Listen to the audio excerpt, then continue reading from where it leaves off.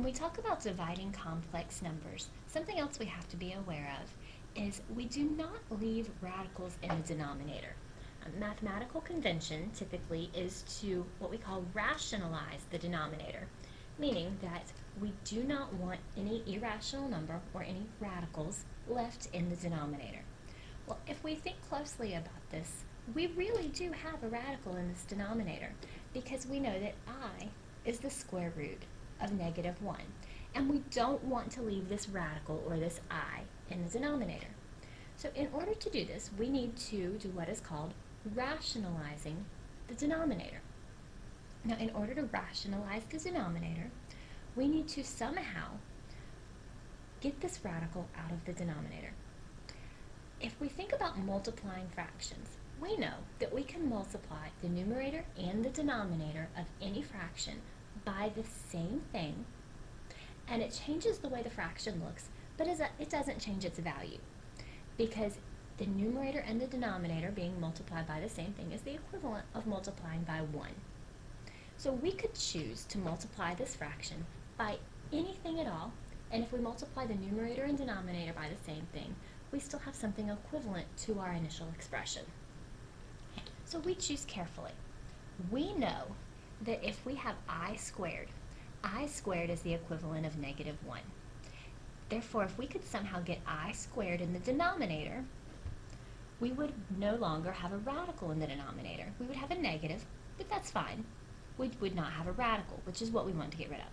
So in order to get I squared in the denominator, we would need to multiply the top and bottom of our fraction by I. So let's see what happens when we do this.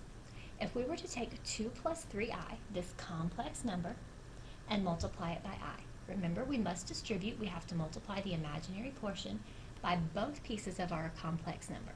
So 2 times I is 2i. 3i times I is 3i squared.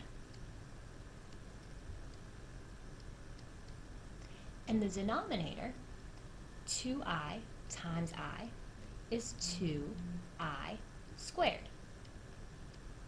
Now look at simplifying. We know that I squared is the equivalent of -1. So this is 2i plus 3 times -1. The denominator is 2 times -1. So 3 times -1 is simply -3. That's the real part of our numerator. The positive 2i is the imaginary part of our numerator. And the denominator is -2. We have gone from something with a radical in the denominator to something without. This is still an equivalent form of our expression, but the radical is no longer in the denominator. Now the only thing we have left to do is to determine if we have a common factor, if there is anything that appears in both terms of the numerator and the denominator, and we do not.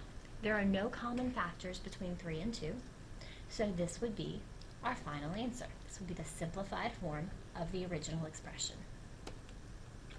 Let's look at one more example, very similar to the first.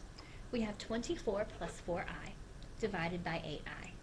Again, we have a radical in the numerator and in the denominator. The radical in the numerator is perfectly fine, but this radical in the denominator cannot stay. So we need to somehow eliminate it. We remember, just like in the first example, that if we could somehow get I squared in the denominator, our radical would be eliminated. So to get I squared in the denominator, we need to multiply numerator and denominator by I. Remember, the reason we can do this is because this is equivalent to multiplying by 1. I over I, simplified, would be 1. So this will change the look, but not the value of our expression. Now when we multiply, our I has to be multiplied by the entire complex number. So we get 24 times I is 24i.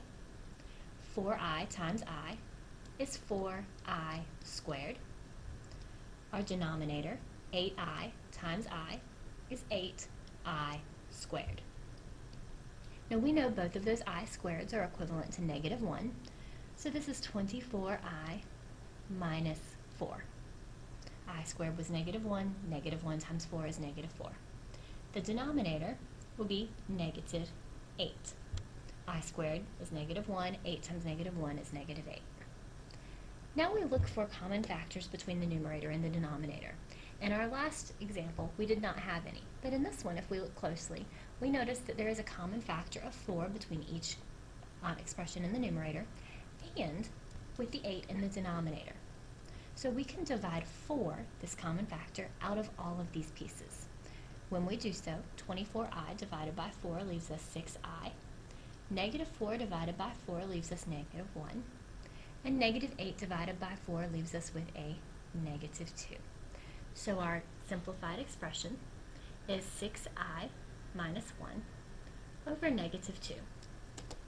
The only other thing that we might want to do with this is rewrite it with the real part in the front and the imaginary part at the end, using our normal convention for complex numbers. So that would be negative 1 plus 6i over negative 2.